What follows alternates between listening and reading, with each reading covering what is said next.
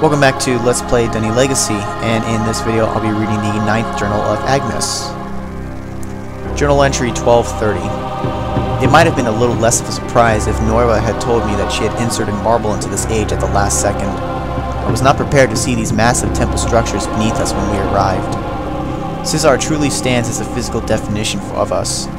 Being the first age we have collaborated together completely on, it shows all of our imagination and love. The people of Cesar were more than easy to get along with. Ushered into one of the great stone temples, we feasted and communicated. My first goal to accomplish on this age is an easier way to descend from the top of the cliff to the large city.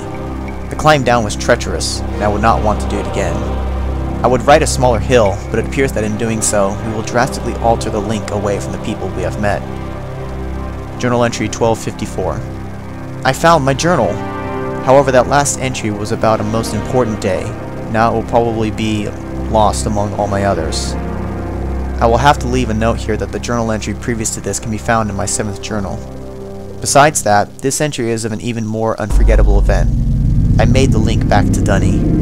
The smells, the walls, the air, the memories. I can still hear the screams echo. My eyes began to water with the first glance out the window at Kavir, and Noira's constant soothing took almost an hour to stop my sobbing. Father, mother, my sister, everybody was gone. I didn't need to see the empty house as proof of that. We hadn't spotted any bodies, for what reason I cannot fathom. Noira says they must have escaped, but we know one another too well. I know she believes their fate the same as I. Within the house library, I found that Amerik still lies there after all these years. I never thought I would hold the book again. The pride of my family, a beautiful age kept and passed down after generation, an artifact, my legacy. Journal entry 1256. I've been in a light-headed mood as of late, with so many things going well for us. Today, Noira and I finished moving into our new home above the storeroom of Galen. My final task was lifting a large bag of our clothes to the 2nd floor. I played a trick on Noira while hoisting our clothes to the 2nd floor using the pulley. She seemed none too happy when it dropped within an inch of catching her as she dove forward. The look on her face! I wish I could capture a moment in time to show her how silly and flustered she looked.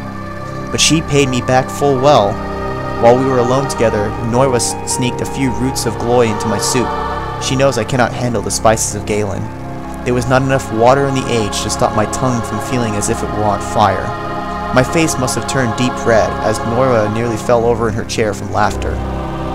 Castor is a good enough man, but lacks a bit of humor.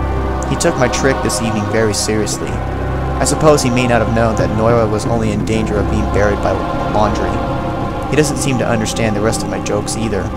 Perhaps he will be more comfortable if I am as serious with him as I am with the Galen elders. Journal entry 1257. I have given several blank books to Castor, a gift for being the sign I needed to return to Dunny. An interesting man, he has been completely alone all these years since the disaster.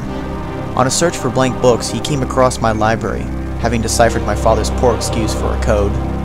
Noira has taken a 7-day leave, sailing in Lev. During her excursion, I will give Castor a tour of Galen and our other 2 ages. Journal entry 1261. I returned to Cesar today, discovering that the impossible has happened.